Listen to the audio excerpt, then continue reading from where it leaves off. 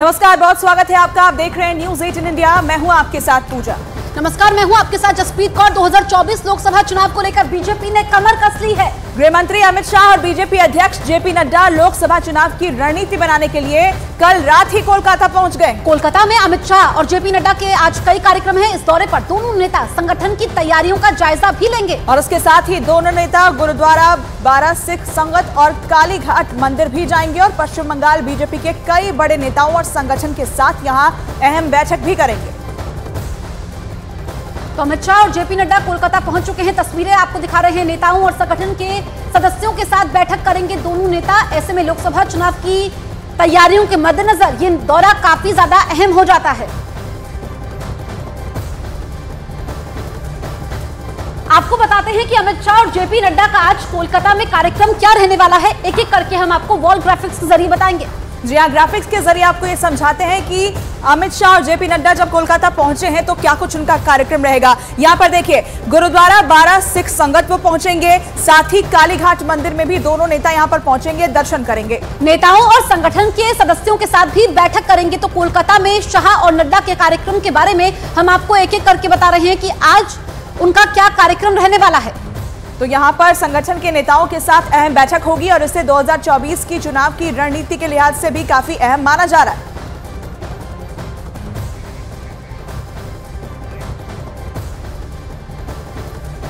और इस वक्त आपको ग्राफिक्स के जरिए हम बताएंगे कि अमित शाह और जेपी नड्डा के पश्चिम बंगाल के दौरे का मकसद क्या है, लक्ष्य क्या है, इस दौरे से क्या हासिल होने वाला है। पश्चिम बंगाल वो राज्य है जहां पे जो सरगर्मियां है वो हमेशा तेज रहती है। लोकसभा की 35 सीटें जीतने का लक्ष्य है। हालांकि जब विधानसभा चुनाव था तभी भी यही हालात बने हुए थे। 2019 में 42 संसदीय सीटों में 18 सीटों पर जीत हासिल की गई थी और इसी के बाद विधानसभा में पसीना बहाया गया था, लेकिन परफॉर्मेंस उस तरीके से नहीं था।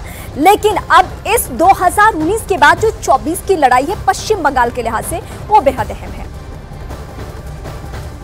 और अब हम आपको पश्चिम बंगाल में बीजेपी का प्रदर्शन बताते हैं कि अब जब दोनों नेता वहां पहुंचे हैं तो उनका लक्ष्य आपने समझा, लेकिन पिछले प्रदर्शन से इस बार कैसे इंप्रूवमेंट लाना है वो आप ग्राफिक्स के जरिए अब सिलसिलेवार ढंग से समझेंगे। बिल्कुल, देखिए 2014 में सिर्फ 2 सीटों पर जीत दर्ज की थी बीजेपी ने और शानदार प्रदर्शन करते हुए 2014 में 18 सीटों पर जीत हासिल की। तो आप ये समझेंगे कि ये 2014 से लेकर के 2019 तक 2 सीटों से कैसे सीटों में बढ़ोतरी बीजेपी की हुई है। ये शानदार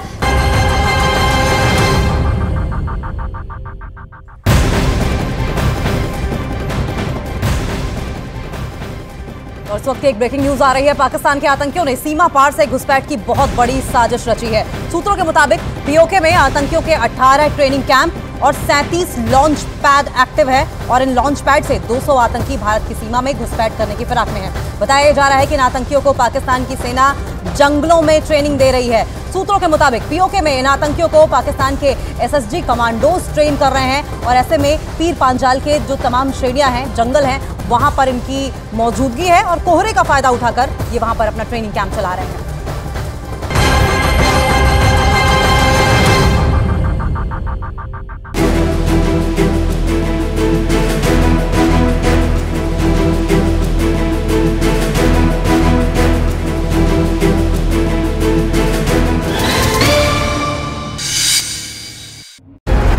देखिए, 2024 में लक्ष्य है 35 प्लस जाने का, यानी कि 35 से ज्यादा सीटें वहां जीते। बीजेपी का यही लक्ष्य है और यही वजह है कि अभी से ही वहां पर ग्राउंड जीरो पर उतरकर चुनावी रणनीति बनाने का काम दिग्गज नेताओं ने शुरू कर दिया है।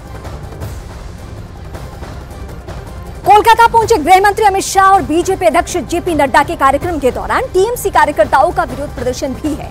आज पूरे राज्य में टीएमसी कार्यकर्ता पश्चिम बंगाल के बीजेपी अध्यक्ष सुकांत मजूमदार के खिलाफ विरोध प्रदर्शन करेंगे। और अब तो यह भी लग रहा है कि सुकांत मजूमदार ने एक कार्यक्रम के दौरान कहा था कि गीता पाठ से अच्छा है फुटबॉल खेलना। सुकांत मजूमदार के इस बयान पर टीएमसी ने अमित शाह और जेपी नड्डा से माफी की मांग की है। 3 तस्वीरें इस वक्त हम आपको दिखा रहे हैं। अमित शाह और जेपी नड्डा का कार्यक्रम पश्चिम बंगाल।